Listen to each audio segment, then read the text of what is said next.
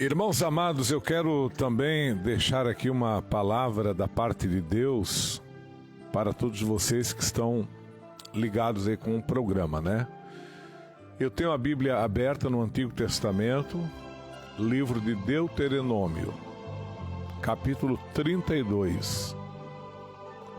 E eu quero ler com vocês o versículo de número 11. Esse versículo aqui ele fala sobre a águia.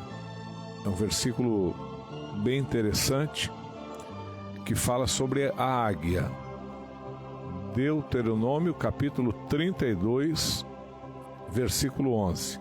Diz assim, ó: Como a águia desperta a sua ninhada e voeja sobre os seus filhotes, estende as asas e tomando-os, os leva sobre elas.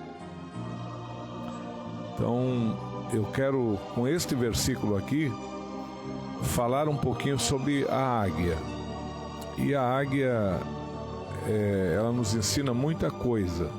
Eu já tive a oportunidade de fazer vários estudos sobre a águia, isso há 20 anos atrás, 20 e poucos anos atrás, e eu descobri muitas coisas interessantes sobre a águia, né? Primeiro que é um pássaro que tem uma vida longa.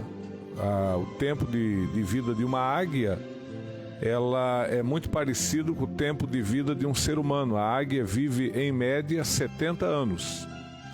Então a águia, ela tem um tempo de vida em média de 70 anos.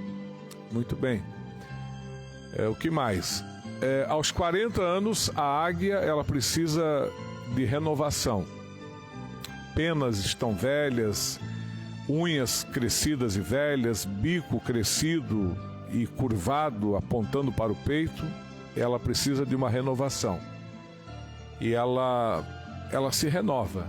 Ela sobe em uma montanha alta, lá em cima ela arranca as suas penas, arranca as próprias unhas, e depois ela bate com o bico na rocha para quebrar, e esfrega o bico, lixando e quebrando o bico velho para que nasça bico novo, unhas novas e penas novas. O período de renovação da águia, ele dura aproximadamente 5 meses. E a águia, nesse período de renovação, ela só não morre porque ela recebe assistência das outras águias, que traz o alimento que ela necessita para a sua sobrevivência. A águia, ela é um pássaro que ela nasceu para ser livre, tá? Inclusive, isso é fato comprovado. Esse livro que eu li é um livro de um escritor renomado, sério.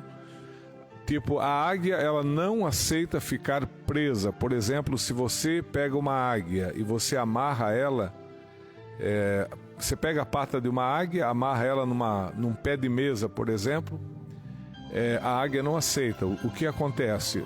Ou ela arranca o pé da mesa, ou ela arranca a própria perna, mas presa ela não fica. O instinto dela é um instinto de liberdade. Outro fato interessante sobre a águia: o alimento que ela come é um alimento fresco. Ela não come carne em estado de putrefação, carne estragada, apodrecida. Não, a águia, o alimento dela é um alimento fresco, sadio, né? As tempestades não fazem com que a águia desista de voar. Quando as tempestades vêm, as águias, pela capacidade que elas têm dada pelo Criador, ela consegue voar acima das nuvens. Então é incrível, por quê? Porque lá em cima das nuvens a águia voa e abaixo da águia a forte tempestade, né? Então a águia não desiste do voo por causa da tempestade. Se levantar uma tempestade, ela voa acima da tempestade, mas desistir de voar, não. Então olha quanta coisa bonita relacionada à águia, né? E Isaías 40:31 fala que os que confiam no Senhor renovarão as suas forças como a águia, né? Então tem muita coisa bonita sobre a águia. E aqui em Deuteronômio 32, versículo 11, nós lemos ali que a águia tem o seu ninho. Foi lido aqui agora, você que ligou o rádio nesse momento. Talvez você não ouviu a leitura da Bíblia, mas Deuteronômio capítulo 32, versículo 11. Está falando sobre a águia e o seu ninho, onde estão os seus filhotes. Bom, o que eu aprendi a respeito do ninho da águia? Tá? É um ninho grande, é um ninho todo feito de gravetos. Grande parte desses gravetos são espinhosos, e ela arruma os gravetos cuidadosamente para formar o seu ninho. E depois que o ninho da águia é formado, ela forra o ninho com capim, e algumas das vezes também ela forra o ninho até com couro de determinados animais que são macios, e ela faz ali uma forragem no seu ninho, e ali ela choca, tem os seus filhotes. Então o ninho da águia, ele é grande, é espaçoso, é confortável, é uma maravilha. É um ninho que está num local seguro. Geralmente ela faz o ninho nas mais altas montanhas, não tem risco de predador e nada disso. Então é um ninho que aparentemente é bastante seguro, bastante tranquilo e, claro, muito confortável, tá? Só que tem um problema. O filhote da águia, ele não nasceu para ficar no ninho.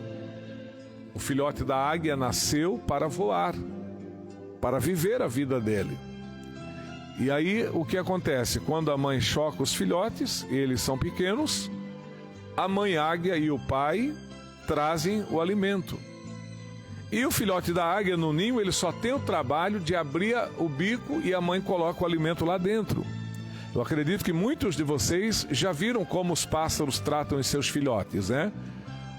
A mãe, qualquer passarinho, ele chega no ninho trazendo a comida no bico, e lá no ninho os filhotes fazem um griteiro e batem as asinhas e tal, fazendo aquele barulho, aquela alegria, né?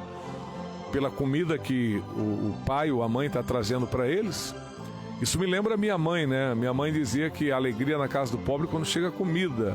E é verdade, isso é uma grande verdade, né? Hoje as pessoas estão tão abençoadas que já não tem tanta alegria pelas coisas que adquirem, mas, tipo, na minha infância, adolescência, nós tínhamos um tempo difícil. Então, naquela época, o pai ia no mercado uma vez ao mês. E chegava rancho lá em casa só uma vez ao mês. Então, quando chegava o dia da compra, era aquela alegria, comida, doces, chicletes, e era uma alegria lá em casa. Assim é no ninho da águia ou no ninho de qualquer ave. Quando o pai e a mãe dos filhotes chegam trazendo o alimento no bico, o ninho festeja. E o filhote da águia, ele vai sendo tratado, ele vai sendo cuidado, ele vai crescendo. Só que pelo fato dele estar em um ninho confortável, pelo fato dele ser bem tratado, alimento na hora certa, ele simplesmente não tem muito interesse em voar. Então, o filhote da águia, ele está no ninho, confortável, comida na hora certa, o interesse em voar é muito pouco, quase nada. Então, o que a mãe águia faz? Ela tenta criar uma situação para que os seus filhotes aprendam a voar. E foi isso que nós lemos aqui em Deuteronômio 32, versículo 11, que quando chega o tempo do filhote da águia voar, a mãe águia vai ao ninho, voeja sobre os seus filhotes, né, dá aquela sacudida, aquela mexida com eles, e depois, segundo o que diz aqui a palavra, ela coloca ele sobre as asas e ela voa.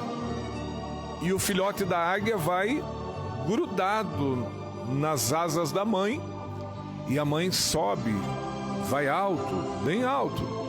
E quando a mãe águia chega lá numa certa altura, O filhote da águia olha para baixo e ele está todo assustado. É a primeira experiência dele de voo, está com medo, está assustado. Também não tem muito interesse de aprender a voar, porque lá no ninho é confortável, lá no ninho tem a comidinha na hora certa, então ele não demonstra interesse.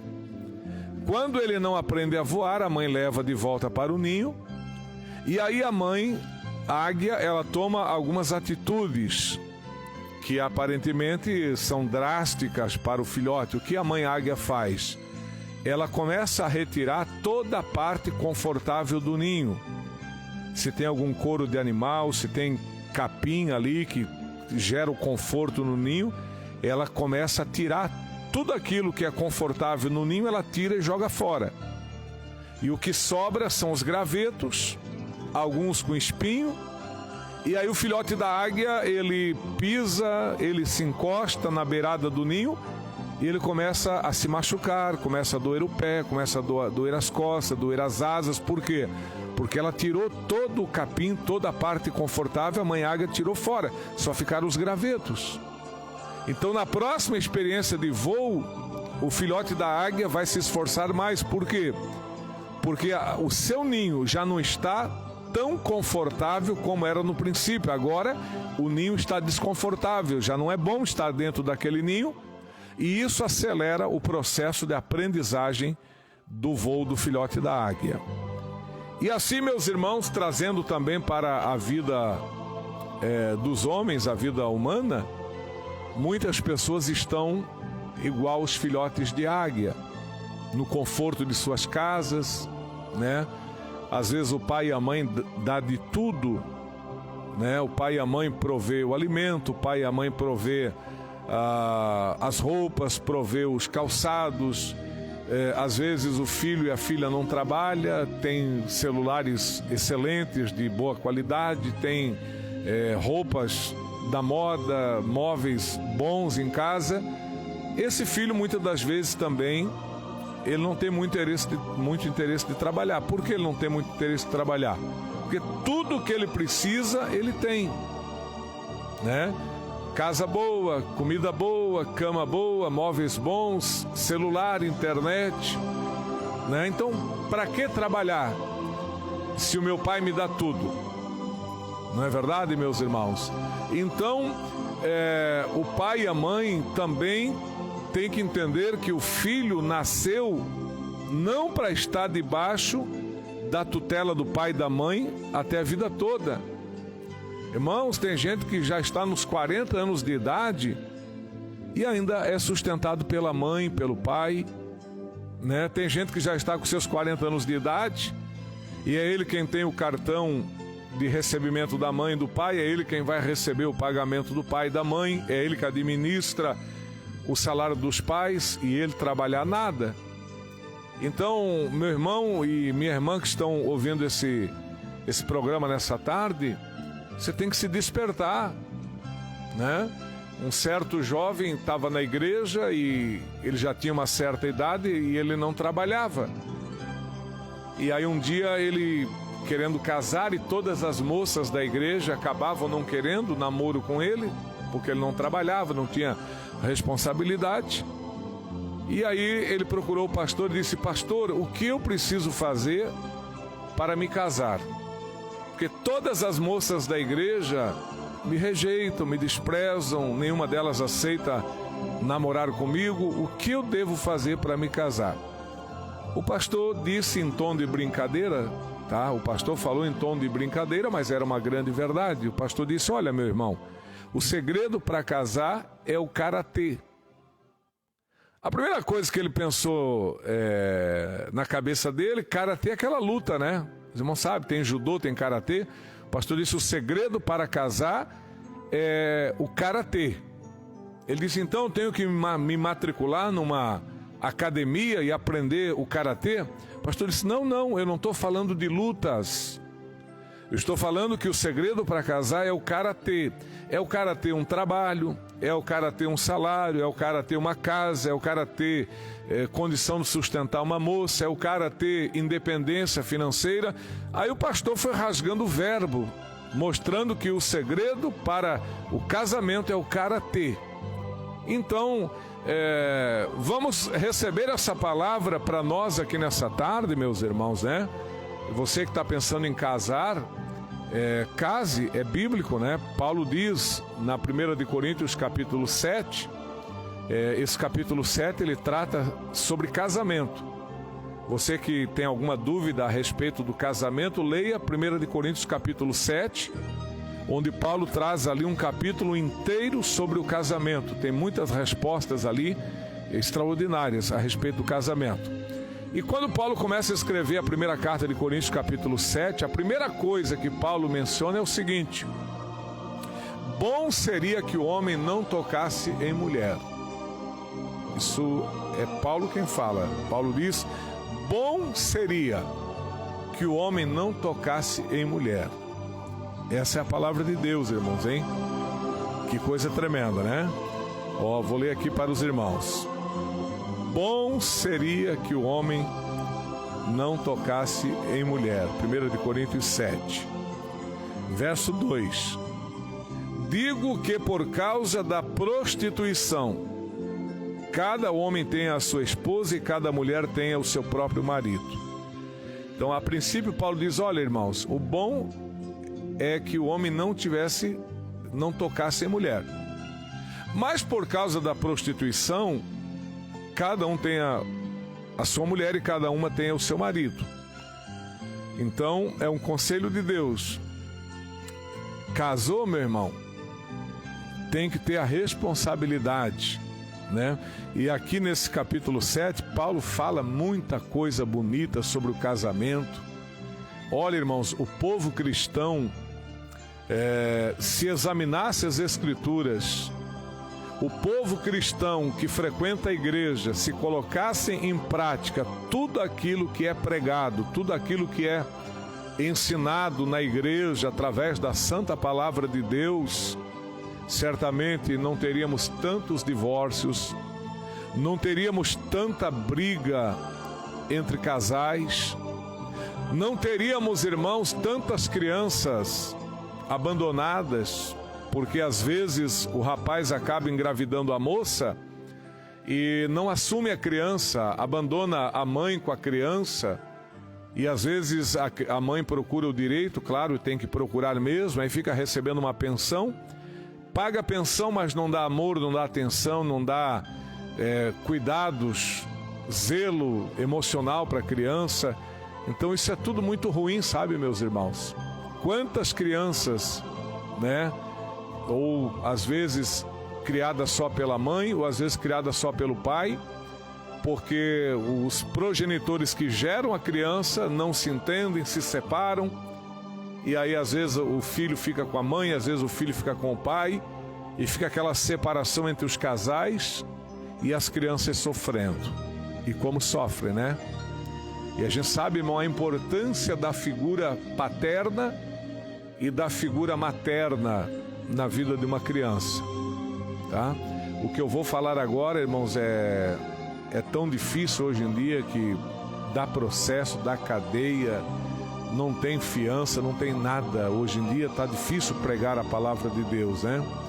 Mas para Deus a família é constituída por homem e mulher, né? Para Deus o homem vai ser pai e a mãe vai ser mãe, instinto paterno e instinto materno. Quando falta, meus irmãos, o amor paternal, o amor materno, aquela criança ela cresce com alguma deficiência em alguma área da vida dela, né? A figura da mãe é aquela figura do afeto, do carinho, do abraço, do beijo, não que o pai não abrace e não beije, mas essa figura está mais associada à mãe. E a figura do pai está mais associada à segurança, à coragem, à força, à disposição, ao provedor da casa. Então, para a criança é muito necessária tanto a presença do pai quanto a presença da mãe para que ela possa crescer e ser suprida assim, em todas as áreas emocionais da vida dela. Então, se todas as pessoas fizessem aquilo que a Bíblia manda, não haveriam tantas famílias destruídas, tantos lares destruídos, meus irmãos, né? Se todos fizessem aquilo que a Bíblia ensina, meus irmãos, com certeza as pessoas seriam mais felizes na sua vida, no seu viver, a sua vida teria mais realizações, né? Então, hoje eu não tenho nada a ver com a vida de ninguém, nada a ver, mas eu preciso falar porque é uma grande realidade dos nossos dias. A mulher engravida, separa e vai embora. Aí ela fica com o filho na casa, num apartamento, numa kitnet, morando. Assim está sendo a história de muitas mulheres, tá? Infelizmente, se houver alguma mulher nessa situação me ouvindo, que me perdoe. Mas você precisa ouvir isso. Então, às vezes, a mulher engravida, nasce a criança, o casal se separa. A mãe fica com a criança. Vai morar num apartamento, vai morar numa kitnet, numa casa, independente de onde vai morar, né? E muitas mulheres, irmãos, infelizmente, elas não se dão valor a si mesmas. Hoje em dia, irmãos, começa pela música, né? A música, ela diminui a mulher. A música secular, ela está descaracterizando a mulher está ficando cada dia mais diminuída pelas músicas. As músicas hoje, irmãos, e não é de hoje, é de muitos anos atrás, porque a gente fala muito da música de hoje, mas, irmãos, tu lembra de muitas músicas sertanejas de quando a gente era jovem? Lembra como eram as músicas também? Então, o problema da música secular, irmãos, que é, às vezes, distorcida, e pega uma figura da mulher, hoje, no funk e em muitos tipos de música, a mulher não passa de um objeto de uso do homem, de prazer do homem, e só isso. Então, o que acontece? Às vezes a mulher engravida, separa, depois vai morar sozinha. Aí começa aquele rodízio de homens na casa daquela mulher. Final de semana é um, no outro final de semana é outro. Chega um final de semana, a mãe fala para a criança: ó, esse aqui é o tio. Aí no outro final de semana tem outro tio. No outro final de semana tem outro tio. Rapaz do céu, quantos tios que passaram na tua casa. E da mesma forma os homens, né? Homens que se separam, ficam com os filhos, todo final de semana uma tia diferente. Ó, essa aqui é a tia, né? E assim vai, irmãos. Olha o número de abuso de crianças. Quantas crianças têm sido abusadas? Quantas crianças sendo abusadas? Às vezes a mulher coloca cada final de semana um homem diferente. Daqui a pouco muitos mau caráter acabam abusando do filho, abusando da filha. Quantos meninos que foram abusados sexualmente por homens que as mulheres colocam dentro de casa, nem conhece direito, né? Vai lá num baile, conhece lá no baile dançando, já leva para casa, já dorme junto, lá do lado tá a caminha do bebê, aí daqui a pouco tá abusando do filho, abusando da filha. Grande parte de homossexuais é fruto de abuso sexual na infância. Presta atenção nisso, minha senhora. A senhora que tem o seu filho, a sua filha, grande parte de homossexuais, conversem com eles. Eu já conversei com vários. E grande parte de homossexuais que assumiram a homossexualidade é devido aos abusos que sofria na infância, né? Pelo tio que ia lá dormir com a mãe dele e que quando a mãe saía, ele abusava sexualmente do filho ou da filha. É o que acontece dentro de muitas casas. A senhora que está sozinha tem o direito de arrumar alguém. Eu não estou questionando o direito da senhora arrumar alguém, mas vai com calma. Não troque tanto assim de parceiro, porque isso, além de gerar um risco para a tua vida, né? Uma moça saiu do Rio Grande do Sul, foi lá para o norte do país, conheceu uma pessoa na internet, foi lá. Sabe como é que ela voltou para casa? Dentro de um caixão. O rapaz, ele tinha uma aliança com o maligno e havia feito um propósito de oferecer uma vida humana, matou a moça. Ela sai do Rio Grande do Sul para morrer lá no norte do país, na mão de um doido. Então, quantas mulheres que às vezes não sabe quem é que está do lado dela na cama, quem é que está debaixo do telhado dela. Minha irmã, vai orar, dá uma seguradinha aí nesse fogo em nome de Jesus Cristo, tá bom? Vai orar um pouquinho, acalma aí esses desejos carnais, vai com calma, pensa um pouquinho na tua família, nos teus filhos, na tua vida também, para um pouquinho e pensa. Deus tem um propósito tão lindo com a tua vida. Procure uma igreja, né? Vai para a igreja, vai servir ao Senhor, vai levar a tua família para servir ao Senhor. Quem sabe Deus tem algo tão bonito para fazer na sua vida. Então tudo isso é muito importante para que a pessoa reflita, porque depois que as coisas acontecem, aí, eu vou matar, eu vou me matar, ou quer matar ou quer se matar, né? Então, pensa antes, tá bom, minha amada irmã e meu querido irmão? Pensa antes para que o Senhor venha te abençoar e fazer uma obra na sua vida, para que você depois não tenha arrependimentos, né? Que na maioria das vezes, após o arrependimento, não tem mais nada que possa ser feito. Então, que Deus abençoe, que o Espírito Santo de Deus continue falando ao coração de cada um de vocês. Nós vamos se